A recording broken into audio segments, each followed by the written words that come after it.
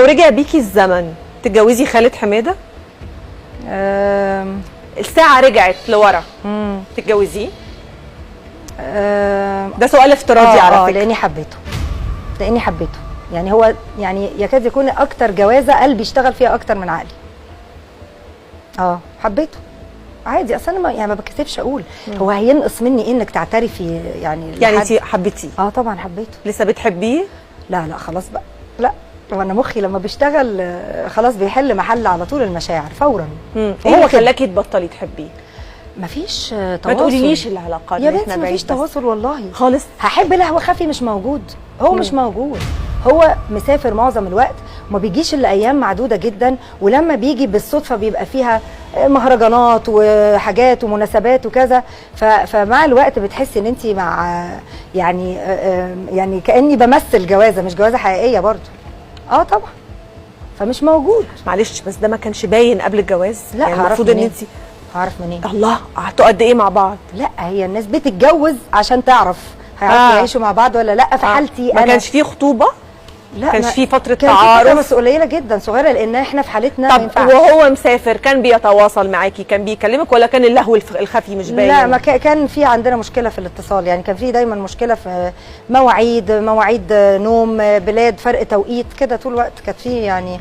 فبالنسبه لي اثر معاكي في ايه؟ اثر مع بشرى في ايه بعد ما حبيتيه بصراحه؟ اثر معايا في ايه؟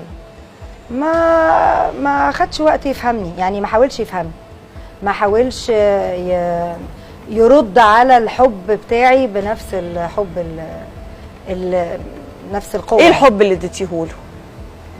عملتي له ايه الحب؟ لا، هو انا اصلا عندي مبدا ان انا عاده بحب بعقلي مش بقلبي. انت قلتي بتحبي، يبقى انت شغلتي بالذات الجوازه الثالثه دي شغلتي فيها قلب. بالظبط. تمام. يعني حبيتيه بحب حقيقي. ايوه تمام. اديتي له ايه؟ كفايه قلبي. هو قلبي مش كفايه؟ لا طبعا. اصلا كون ان انا اتنازل عن عقلي في العلاقه وابدي قلبي على عقلي، ده في حد ذاته بالنسبه لي انا نسق تفكيري انا تنازل كبير. يعني قدر التنازل ده؟ ايه قدره؟ ما اعرفش بقى، الله اعلم. يعني ما كانش في وقت الحقيقه الواحد يخوض في هذه التفاصيل. يعني انا قطعت عرق وساحه دم. يعني احنا اتفقنا يعني مش انت اللي خدتي قرار الطلاق؟ احنا الاثنين يعني خدناه سبحان الله في نفس الوقت. بمعنى ازاي عملتوا ايه؟ يعني عارفه لما حد يجي يقول لك بقول لك انا عايزه اتكلم معاك، فتقول له وانا كمان عايزه اتكلم معاك. فلقينا ان موضوع الكلام احنا الاثنين عايزين ننفصل في نفس التوقيت يعني. وعلى فكره ما كناش في نفس البلد. يعني دايما الست لما بتعرض الانفصال، ستات كتير كده يعني بيبقى قصدها انت مقصر في حاجه صلحها. ده كان قصدك ولا كنتي قصده الانفصال وانت بتتكلمي؟ التحذيرات اللي قبل ده هي اللي كانت كده، لكن لما باخد القرار ما بشوفش خلاص. حذرتيه؟ قلتي له ايه؟